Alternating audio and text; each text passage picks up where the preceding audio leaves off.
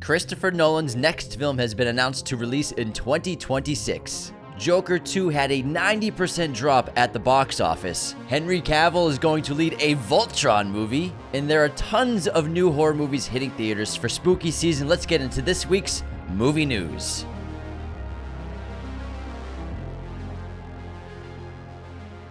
What's up, movie friends? Welcome back to Raiders of the Lost Podcast, the ultimate film and TV podcast, in our weekly episode of the movie news, where we go through all the movies, trailers, announcements, and industry news, so you didn't have to. So sit back, relax, and listen to what's going on in the industry. We are a little late posting this episode because we actually just wrapped filming our new film, One Click, last night. Got a little bit of sleep, and we're back in the studio. But we have it on Sunday. We will never miss a movie news on Sunday. We promise. Never, ever, ever. So we're here. We're just a little late. So thank you for waiting. I know a lot of you start the day with movie news on Sundays, but a little later today. We're here. And that's why our voices are kind of shit. And we look like shit. We're very tired. We've been in the desert for 4 days. But it was an incredible experience. We got everything we needed. It was so sick. We blew up the car yesterday, which was so effing fun. Did you have a good time? It was great. It was as big as the Oppenheimer explosion. Yeah, it was silent, and then it was the exact same explosion as the Oppenheimer one. Now let's get into the news and start with the news at the box office. There's a big surprise at the box office. Terrifier 3 came out on top and dominated with a $16 million opening weekend. I had no idea how big this franchise has become. That's insane. I think that's more money than the other ones made total. Oh, yeah, both of them combined, because these were successful like streaming watches, not box office. But this is huge. This is going to be a franchise that's not going anywhere. Art the Clown is here to stay. If they keep doubling their box office revenue, it's just going to be a huge franchise going forward. I was not expecting that. I think this is very cool because, first of all, we have a clown competition at the box office right now. Yes. But, I think it's fun to... I love horror movies that are serious, that are dark, that are twisted, but I also like when the tone is lighter and people do something different or out of the norm or conventional, because Art the Clown and the Terrifier movies, they always felt like those 90 B horror movies to me in the Killer 80s. Clowns in Outer Space. Exactly. Vibes. So it always has that tone, and I think that's what's cool about it, that it's doing so well at theaters. I think it's awesome for the genre. In every genre I like, but sometimes it's cool to not take everything so seriously and do something crazy and weird with this absurd Art the Clown that with intense gore and torture. Horror fans clearly love this stuff. I actually am going to start. I haven't watched any of the films. I'm going to start the franchise sometime in the next week or two. It's spooky season. I haven't seen the Terrifiers. I'm really curious about them. Horror is great with camp. Oh yeah, camp and horror, it works really well. They go hand in hand. And we're booming still in horror, but sometimes I think we're losing that campiness. But I like Terrifier. That's really cool. A movie that's just not dropping at all at the box office, Beetlejuice 2, is in second place with $7.1 million in its 17th weekend. I'm just kidding. It really is its 9th weekend. So wait, we have 3 movies in theaters right now with dudes with white face paint on. Beetlejuice is basically a clown. He is a clown. He's like a spooky clown. Yeah, kind of. And then it's the battle of the white makeup and green hair. However, Joker's not next. Wild Robot came in third place with $7 million. And then Joker 2 fell to fourth place with a $6.8 million second weekend. And like you said, it's a 90% drop at the box office, which is clearly a huge landslide. You do not want that to happen in a film. And it's all the poor word of mouth and the mostly negative reviews from both audiences and critics alike. Most people do not like this movie. And don't worry, guys. James and I have survived our immense amount of hate we received for just for liking a movie. I thought it was a really good movie, man. Because in this day and age, if you like a movie that the masses hate, that the masses hate, then apparently you don't know what you're talking about. I couldn't tell you how many people said, "I'm never listening to your podcast again," or like, "These guys don't even know what they're talking about anymore." Guys, it's just one fucking movie. It's just one movie. It's not real life. It's not real, everyone. Imagine if 2001 came out and the reactions to that. Nobody understood that movie at all. Not that Joker 2 is 2001, but initial reactions aren't always. I think it's misunderstood, but also, hey, you like what you like. You don't like it, it's not that big of a deal. If you liked it, if you didn't like it, I'm not gonna attack you for it. If you hated Joker 2, I couldn't care less. Like, good for you. That's your opinion. If you like Morbius, you might need to check on your mental health, but I'm just kidding. If you like Morbius, you like Morbius. It's cool. It is what it is, man. Whatever. Which is guys, we're all gonna be dead in 50 years. Who cares? We don't have to fucking attack people for liking a movie. It's a movie. But guys, we survived. The Onslaught. Thank you. We're still here. Well, it was nice. I'm still standing Better than I ever was. Looking like a true survivor. We like Joker too. That was a terrible Elton John impression. Well, I'm not a singer. No, for both of us. Yeah, yes. But those are actually the lyrics. I think we mixed it. I'm still standing better than I Ever ever was. was. Looking like a true survivor. Feeling like a little kid. That's Little it. kid. That's it. Little That's kid. it. Okay. Thank you. Speaking of little kids, Transformers 1's in fifth place with $3.7 million, doing pretty decent, just holding out, just making a few million every weekend. And then what do you So the way I don't know why that was funny. Just making a few million every weekend. fucking delirious. It's like a drug man. dealer or something. I'm delirious. I've slept 8 hours the last 4 days. Same. And my body is broken. Dude, my feet. Yeah. I think the whole bottoms of my feet are just raw, callousy feet. It's just nastiness.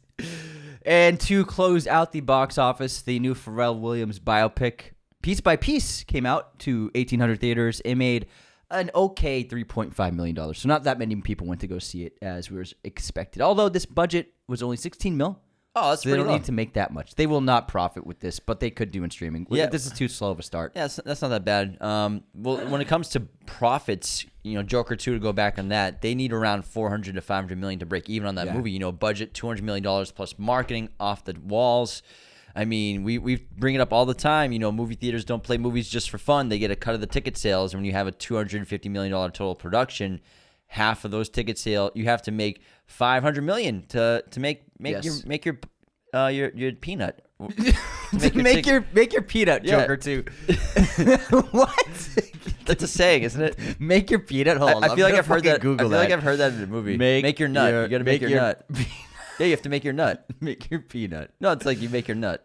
Hold on. Is this even a phrase? Yeah, I've heard it in a movie. What movie? That's what I'm trying to figure out. Get out of here, AI. What does it mean? It's to a make British thing. It's Okay, what does it mean to make peanuts an amount of money that is so small it's not worth considering? So you No, not making peanuts. I say you have to make your nut. make your nut. Yeah. Okay. Well, that's like a that's not squirt- what you said at first. No, you said make your peanut. You said make your peanut Yeah, first. and then I changed it to make your nut. Yeah, I definitely said make your peanut. I'm not. Look, listen, I don't need the transcription to understand that I said something weird here. James and his nut talk. Anyways, Joker's 2 is a bomb. WB's going to lose a lot of yeah. money again. Well, let's stay on Warner Brothers for a little bit because we have some Christopher Nolan news. So Christopher Nolan's next movie will release on July 17th in 2026 in theaters. Matt Damon is in talks to star. Universal Pictures will distribute the film, including in IMAX. Filming begins early 2025. I fucking love Christopher Nolan. Oh my Every God. 2 years. Now that COVID lockdown's over, every 2 years we're going back on track with my man. He never misses a beat. This is what happens when you don't use a smartphone. I know. You have so much. He has the time to do it. He's like, He doesn't waste any time with anything else. Plus, I'm locked down. He probably got a lot of work done on scripts and everything like that. But man, I love because I missed that every 2 years getting a Nolan always movie. got a Nolan movie, yeah. Always got a Nolan movie. I love this, and it's great that Matt's finally starring in one because Nolan's obviously been a huge fan of his forever, trying to get him for Harvey Dent in Dark Knight, and then getting him in Interstellar and Oppenheimer. Like, he loves Matt Damon for sure. Who doesn't? I mean, who doesn't love him? And Matt Damon leading a Nolan movie? Are you kidding me? That'd be great. And I'm also glad it's not Bond because Nolan's such a great creative writer. I like him doing original stories and original scripts rather He's a than genius. And I mean, he would make a great Bond, but still, it's like he is like he's in the forefront of just like incredible large scale cinema that is original. And man, I can't wait for this. Universal is eating, man. They're in the Nolan business for the next 40 years. Yeah, because to stay on, Warner Brothers dropped the ball, remember? Yeah. When they screwed him over with Tenet and they released it online while it was in theaters, which was not part of Nolan's deal. He didn't know about it. Plus, they did that to a lot of filmmakers. Like, Yes. Wonder Woman came out on streaming in theaters the same day. A lot of filmmakers. And this was the previous management, not Yeah. current management. Yeah, and so Nolan was really put off by that. That's why he went to Universal for Oppenheimer. And Warner Brothers was never even considered for his next film and weren't even allowed to read the script.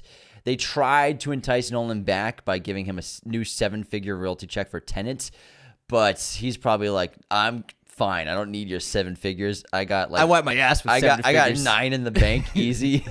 And I think that, Nolan has so much power in Hollywood. He can do whatever the hell he wants. He's clearly got a lot of pride too. He's like, fuck you guys. Yeah, he's the man. He's the man. Yeah. But imagine how well Universal treats him. They probably like roll out like flower petals everywhere he walks. It's like a princess in ancient times, like on a carriage underneath like 4 guys' shoulders. It's just like he's sitting back eating grapes fed to him. That's what I would do if I was running Universal and anytime Nolan was on site. Star treatment, VIP, emperor treatment, emperor treatment. Not even VIP, emperor treatment. No, he wouldn't put up with that. Yeah, no, I'm just kidding. Dude's been wearing the same fucking clothes for 30 years. But man, I'd love to see his bank account. It's big, man. It's really big. There's a lot of zeros there. A lot of zeros. He earned it all. He earned it all. He did. But that's, great news for Universal. Sorry, Warner Brothers. The partnership's over for good, clearly.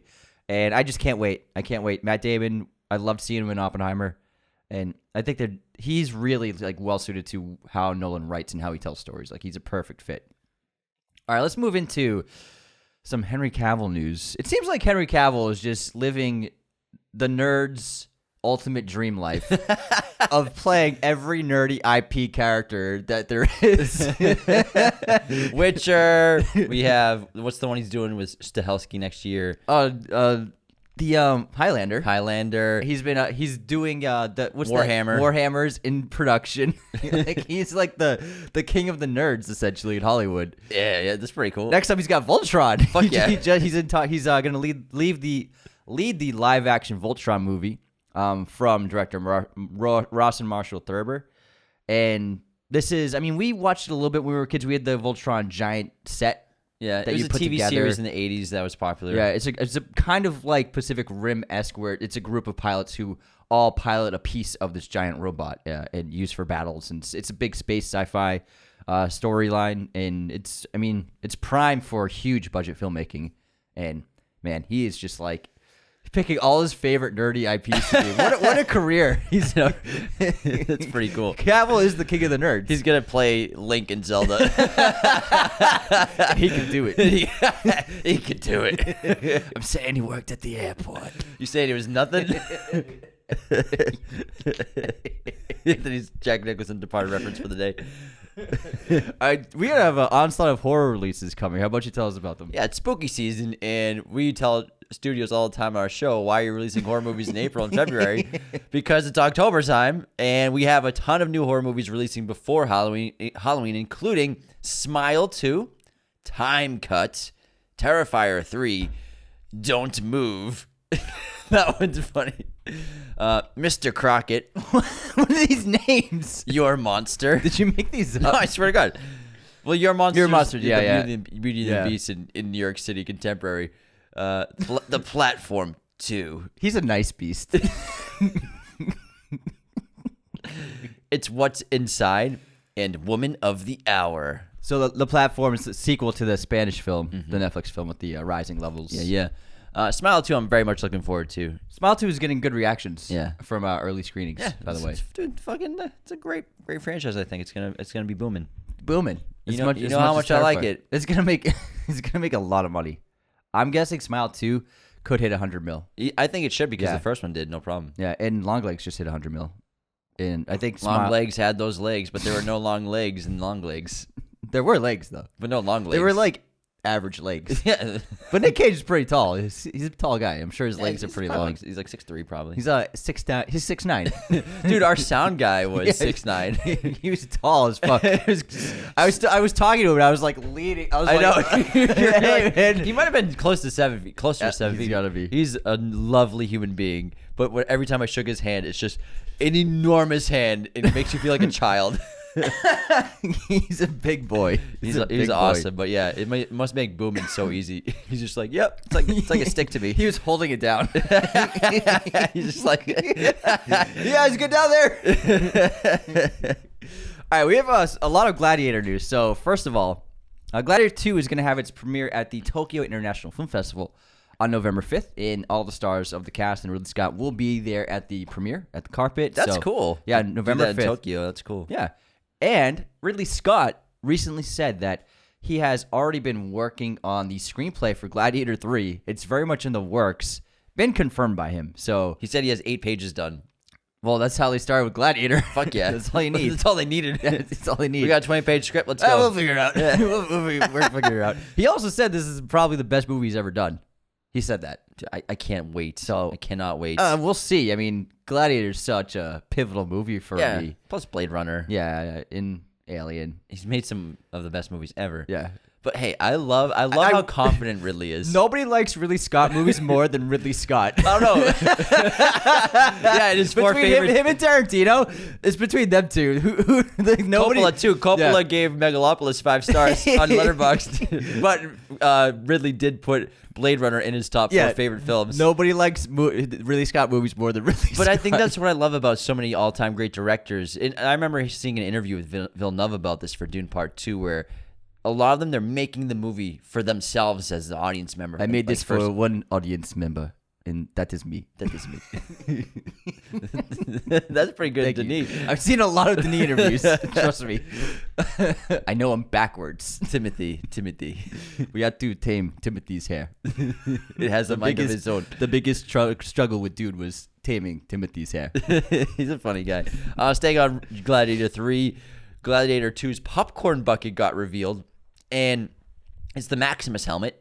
So it's a popcorn helmet, and the top is a giant Maximus helmet. And then there's also a cup you can get with a Maximus helmet. It's great. It looks pretty badass. I want the bucket. It looks cool. Yeah, I like it. I'd keep that. It's we not got the like, helmet here. Yeah, it's not like weird. It's not like it's no sexual innuendos. It's just the mask, the MF Doom mask. Thank you, Paramount, for not making it a sexual popcorn bucket. It's getting weird now. It's so fun, the competition of popcorn buckets, how it's become such a thing these days. I like it. The helmet is a smart move. It's a smart move. Smart. And then Paul Mescal was recently asked what advice that Ridley Scott gave him on the first day of filming, and he said to me, "Your nerves are no fucking good to me." I fucking love Ridley Scott, man. I love him. He's so confident and so no bullshit. He's the man. Yeah, it's great advice too, because then it's like, okay, I gotta fucking get over this. I gotta get over it. Yeah. And also, it's like a $200 million. We can't just baby every second of your life. I think for on set, let's get focused. This is it. I'm not saying that Mescal isn't like that, but laser focus, man. No, because people are.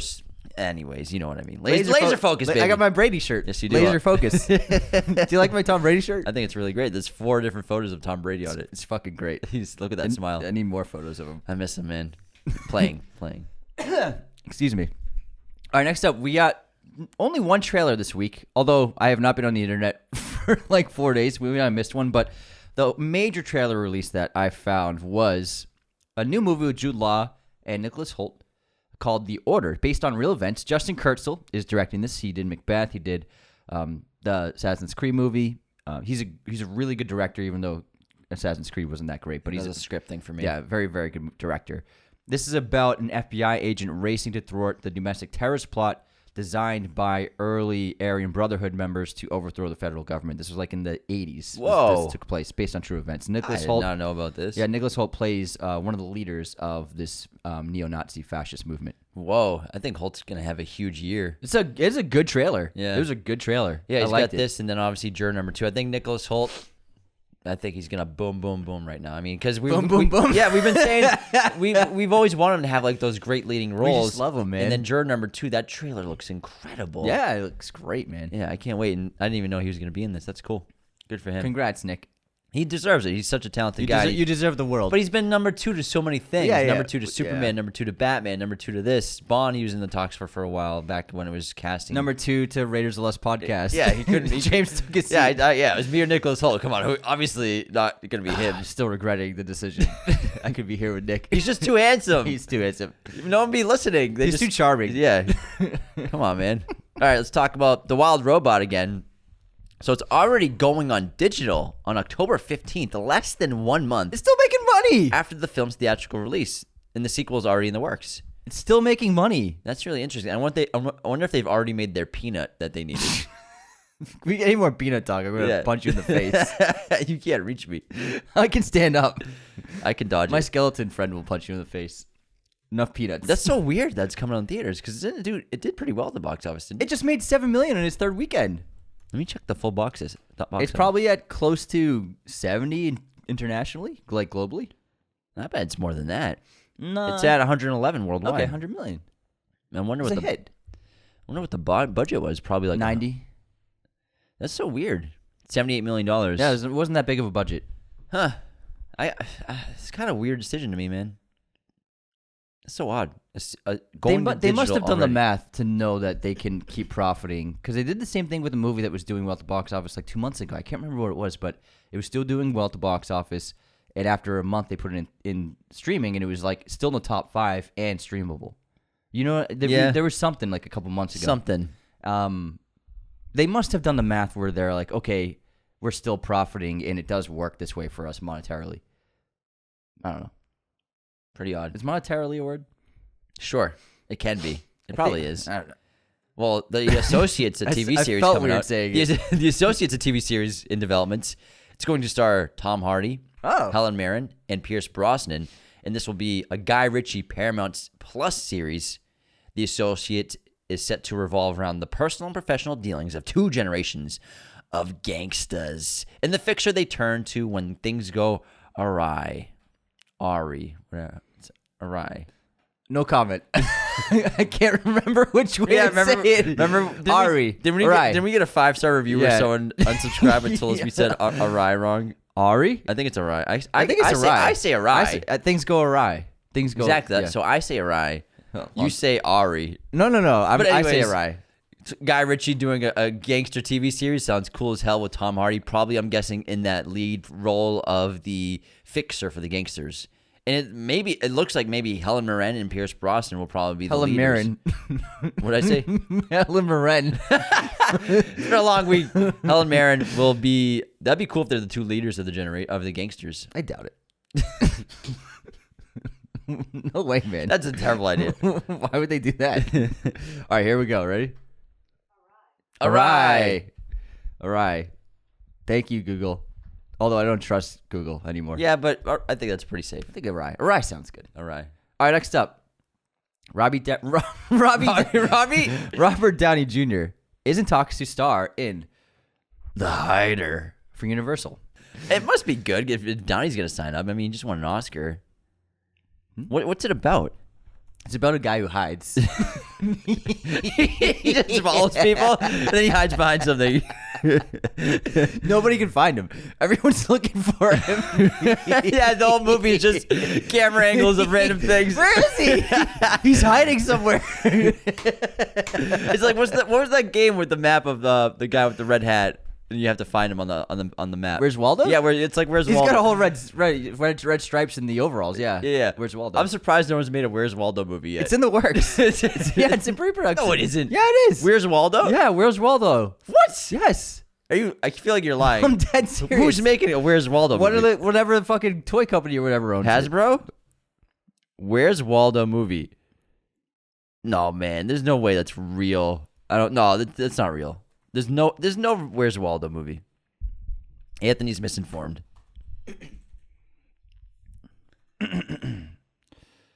Yeah, you're not going to find anything, man.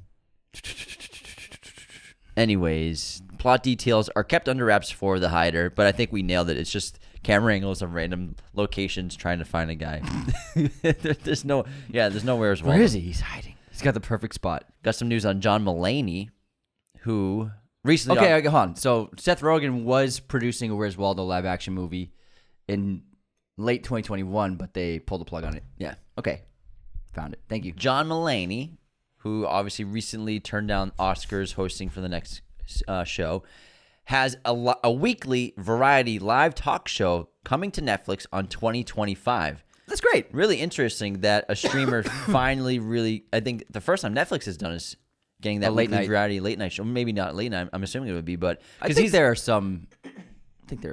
Yeah, but I think on other streamers maybe, but this is cool and smart because I think he's the perfect talent for a late night show. He might just be too young right now, and the guys that are doing it right now, they just will never give it up for like probably another decade. He's old enough now. Kimmel started pretty young, and then Kimmel Seth was Meyers, probably in his early 40s. Seth Meyers was 40s, quite young. I mean, Fallon was but what I'm saying is Fallon was they're like all 16. They're all like middle aged, so they want like another 20 years out of it. Probably. Yeah. They want that. No one's taking their seat. They want that $50 million paycheck every year. It's not 50. It's like 10. No, it's way more than It's 10. not 50. Yeah, it is. No way. Yeah, it is. Google. Dude, Fallon makes $50 million. Calling it. I say 12 mil tops. Calling 50 mil. 16 million per year for Jimmy Fallon. Okay, well, it's a lot of money. Okay, here's why you can't trust AI Google search. So I searched his salary, and then I found there's a couple articles. But the AI, the first thing AI that pops up, it says Jimmy Fallon's salary can vary widely. Some estimates ranging from $28,000 to $86,000 per year. Thanks, Google AI. Sounds legit. So I googled the budget of what's the movie we were just talking about. I googled the budget of Piece by Piece. I was curious, and Google had it as Google AI said Piece by Piece is one of the most expensive MCU movies ever made with a budget of $240 million. Where do you even search for in Google AI? It's automatic. So you're just searching in the Google search bar? I googled how much does Fallon make per year. In an AI, it's the first thing now. AI overview. Oh. And then the bottom. It's never right. And then below it's the correct. There's actual articles below it. So it's just making stuff up. He's making this up as he goes. You can't see that? So yeah, AI Google search is shit. Well, I think it's a cool idea for Netflix to have a variety weekly show because I think those are dying on cable. Everyone watches them on YouTube. Yeah. On cable they're dying. Moving on to Rip. This is the movie that Matt Damon and Ben Affleck are starring in together. We talked about the last few weeks. We've talked about it every episode. Yeah, because we get a little bit of news every time. And they're using us. Yeah. And Kyle Chandler has just been cast in Joe Carnahan's film. The film follows a group of Miami cops who discover millions in cash in a derelict stash house. And Kyle Chandler also just got cast in Lanterns. So he's got a busy year coming up. Is it boom, boom, booming? He's boom, boom, booming, guys. He's getting that nut. that nut's going boom. Sorry, I got so much dust in my lungs. I'm 50% sand right now. I'm deep. We've been breathing in the spice, guys. All right, next up, Will Smith is in talks to star in Fast and Loose, which is a Michael Bay film that's in development. The film will follow a man who wakes up with no memories. Another amnesia guy. We got the new Ryan Gosling film that's coming back, Amnesia. Yeah, well, it's coming back, but it makes a lot of sense. It's different. Oh man, I know. You're reading the book. It's so good. We know you can read it. It's so good. Let me read it after. It's amazing. It's amazing. So he doesn't have to save the world, but this time Will Smith wakes up with no memories and soon learns he's been living two lives. One as a crime kingpin, and the other as an undercover CIA agent. What the fuck? No, drug pin king lord, Anthony. That's the actual title, drug pin king lord. Wait, so hold on. Wait, he wakes up with no memories and learns he's got two lives as a kingpin and a CIA agent. Sounds like quite the pickle. So he's ratting on himself. I have to find myself. Frank. You ain't kidding. I own the joint. I'm guessing nobody's gonna find nothing then. More Departed. I feel like we should watch Departed soon. That sounds fucking ridiculous. All right, Karate Kid news. The new Karate Kid film has an official title, Karate Kid Legends. The film will have a New York City Comic-Con panel next week alongside Craven and Venom, The Last Dance, starring Ben Wang, Ming-Na Wen. What they're going to do at the Jackie same time. and Ralph Macchio. Karate Kid and Venom.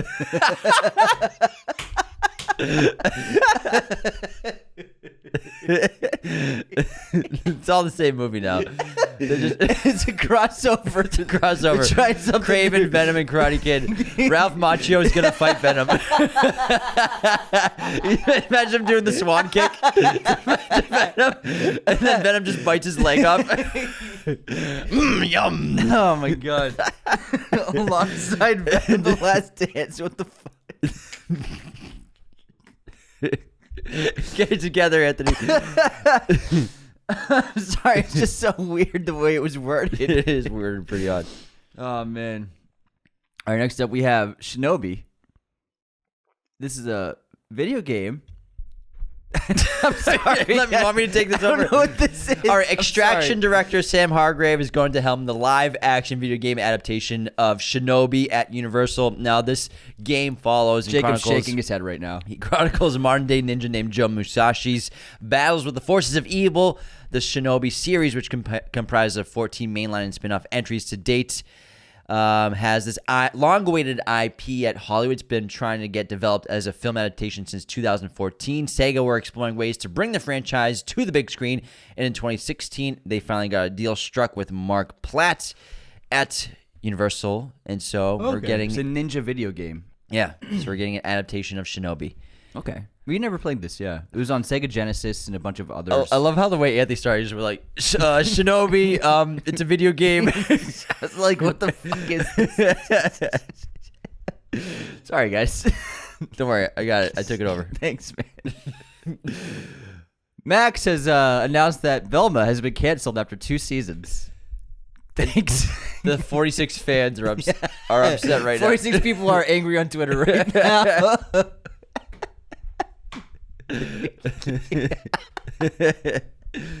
All right, we called this next one. Aaron Pierre has been cast as Jon Stewart for the Lantern series. He was in the running, but I think we predicted based off his So hot hit, right now. recent hit right now off Netflix. So Aaron's so hot right now.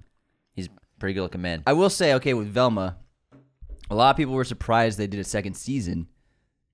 With a lot of contracts with TV, there's oftentimes guarantee on multiple seasons. So they might have had to do a second season, even though Maybe. it had I also low viewership. it's possible they didn't want like the bad look. Oh, we canceled it after one season. Yeah, maybe.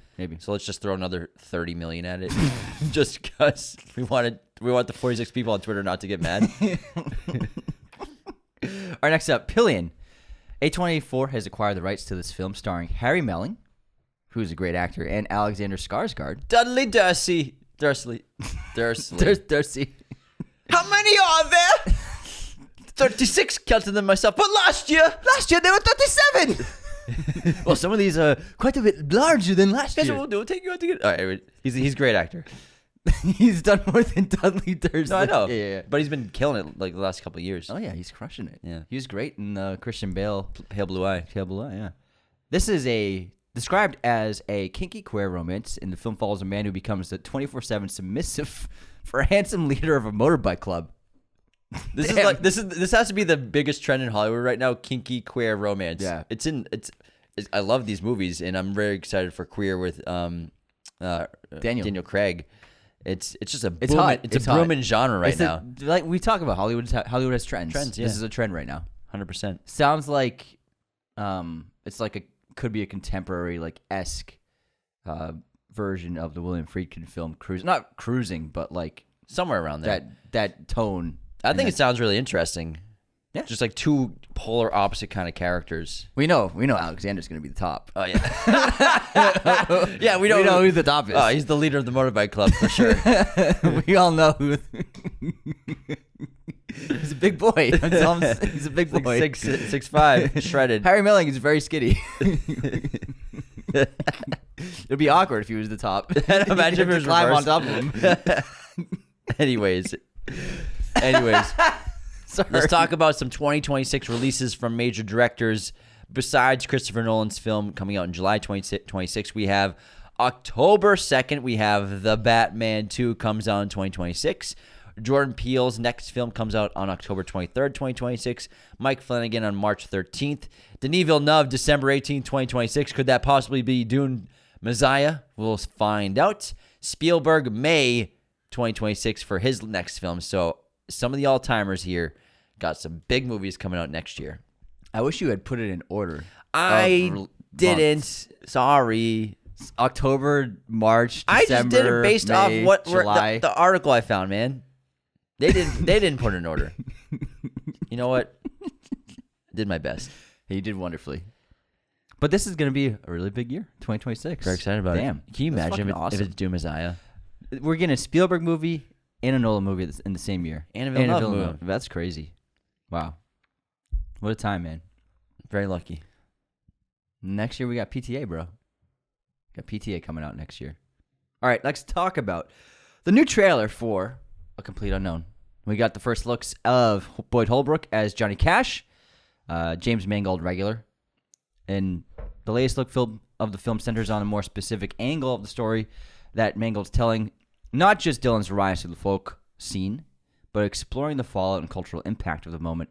He decided to go electric, changing up his sound to considerable outcry. Plus, we hear more of Chalamet singing the iconic Dylan tunes. Great voice. We see images that echo the legendary bits of iconography, and more Ed Norton as Pete Seeger, and Elle Fanning as Sylvie Russo. The singing sounds superb. Yes. I think Timmy is doing a really great job. I'm really looking forward to this movie. I think it's got a lot of potential around award season. You know, Mangold, he's such a great director, and he's got a knack for biopics. You know, Walk the Line's a really terrific movie. So, and just a few more bits of news, everybody. First up, we have another trailer for a new horror movie called Mads, M-A-D-S. It's a horror movie shot in one single continuous take. This releases on October 18th on Shudder. The trailer looks pretty... On Shudder? Yeah, on Shudder. Trailer looks pretty interesting. I think it's kind of going to be a cool movie to check out. Kind of going to be a cool movie to check out. It's a low-budget horror, but I think it's really interesting to do it in one shot. Yeah, it's like Silent House. Yeah. Very cool. Yeah, cool poster. All right, next up we have Five Nights at Freddy 2. Matthew Lillard has confirmed that not only will he return to the sequel in early November, but he said he's really thrilled and thinks the script is fantastic. And we're all excited to come back. Oh, yeah. So, Blumhouse is going to make another nut $600 with million. that movie. Final bit of news. The Blumhouse nut. Final bit of news. Send Help. Rachel McAdams is in talks to star in Sam Raimi's new horror movie, Send Help, described as a horror version of Castaway and Misery. I think we chatted about that last week. Yeah. Ooh, so it sounds like it's maybe she gets stranded on an island with like a horrible person. Maybe. Like with Wilkes. What's her name? Annie Wilkes. Annie Wilkes. Yeah. That's pretty cool. I mean, Sam Raimi coming back to horror. Obviously, I think that'd be great to do before he takes on Doctor Strange 3. So that's awesome news. And yeah, that's all we got. It wasn't that busy of a week, guys. But yeah, I mean, last week we had 10 trailers, I think. Yeah, so this week we had 2. Still a good amount to talk about. Again, we missed you all. You know, we've been in the desert for 5 days making our movie. We didn't do Letterboxd recap. Yeah, it was sad. We skipped Letterboxd recap. Yeah, we just didn't have time. Yeah, sorry for the delay on this movie news episode. Don't worry, everything's going back to normal for regular scheduled programming. Tomorrow's episode is on, what did we do? We did something. I can't remember what we did recorded tomorrow. it a week and a half ago. Yeah, we did. Hold on. I got it right here. I edited it. The 75 scariest movies of all time. Yes, 75 scariest movies ever, which is, in our opinion, a very different list from the best horror films ever.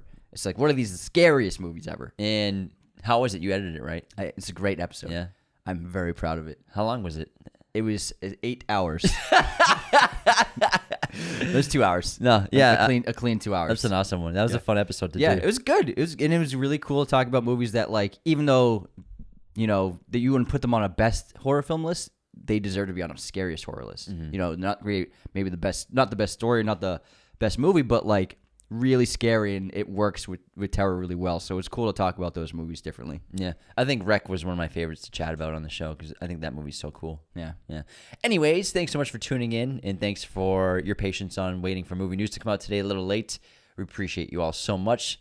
Be sure to become a patron today at patreon.com/Raiders of Lost Podcast.